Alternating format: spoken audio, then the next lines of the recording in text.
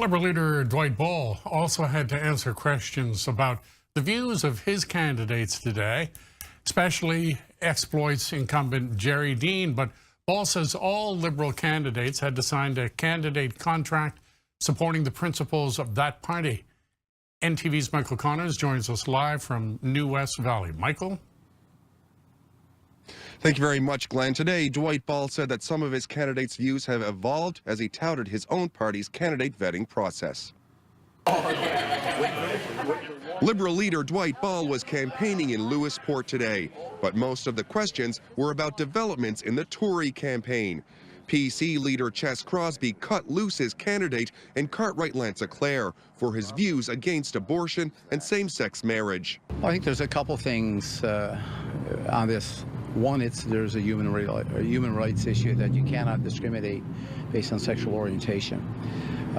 And the other thing is a women's right to choose. Of course, both of those are principles and values of the Liberal Party that we value. So the views that I've seen from Ches Crosby this morning, it seems to me that earlier this morning I saw him defend a candidate, and this is not the first time we've seen Mr. Crosby do this, but then I guess a few minutes or a few hours later took a different view. So I think right now some important issues would need to be discussed on the vetting process of that party. But some Liberal candidates have had similar views in the past.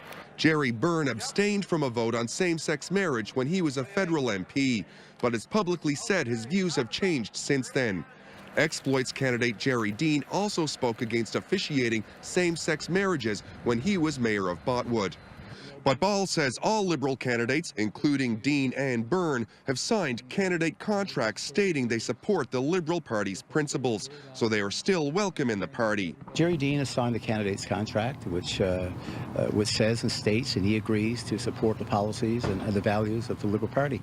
That candidate's contract was in place just a few weeks ago, and it was after that I signed his nomination. I have not heard from Mr. Dean. He's, for me, what he said, I have not heard him say otherwise, and there's a section there that says if you could not support that, well, then you would have to let the campaign team know. This is the second campaign that Jerry Dean has ran under this very same vetting process. Now, the candidate contract that Jerry Dean signed makes no specific mention of same-sex marriage or abortion. It says that he promises to follow the principles laid out in the Liberal Party's constitution. The constitution also makes no specific reference to same-sex marriage or abortion. However, Jerry Dean did release a statement today, and he said, "I am pro-choice. I support same-sex marriage. I affirmed these values through the vetting process involved with my becoming a candidate for the Liberal Party. I support Liberal Party principles, which include openness, inclusiveness, and diversity." Glenn? Michael Connors joining us live from New West Valley. Thank you, Michael.